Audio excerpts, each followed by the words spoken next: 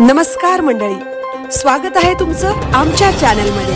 आवाज महामुंबईचा, शोध बातमीचा, कौल मनाचा। चला तर मग आमचे चॅनल लाईक करा, शेअर करा आणि सबस्क्राइब करा।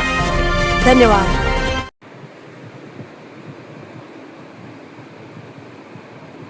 जीव धोक्यात घालून तरुणांनी वाचवला पूल।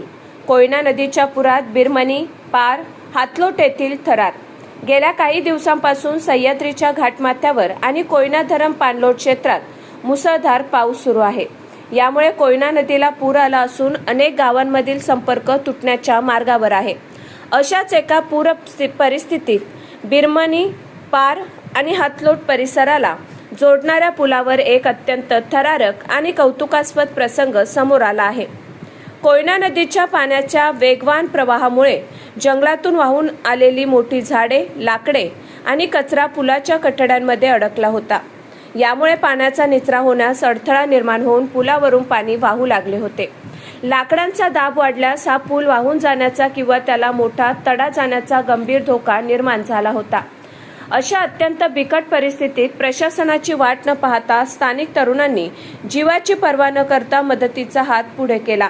प्रकाश मोरे, दीपक कांबळे, श्रीकांत कांबळे, निलेश सुतार, स्वप्नील कात्रट आणि रोशन कात्रट या 6 धाडसी तरुणांनी थेट पुरात उतरून पुलाला लागलेला कचरा आणि मोठी लाकडे बाहेर काढण्यास सुरुवात केली। पाण्याचा प्रवाह इतका वेगवान होता की जरासा पाय घसरला तरी थेट नदीत वाहून जाण्याची भीती होती।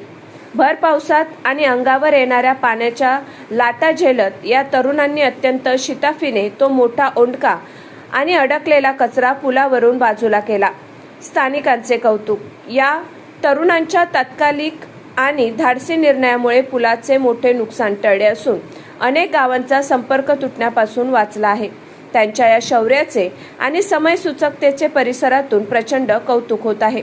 आवाज महामुंबईचा चॅनलसाठी सुनील ढेबे, पोलादपूर।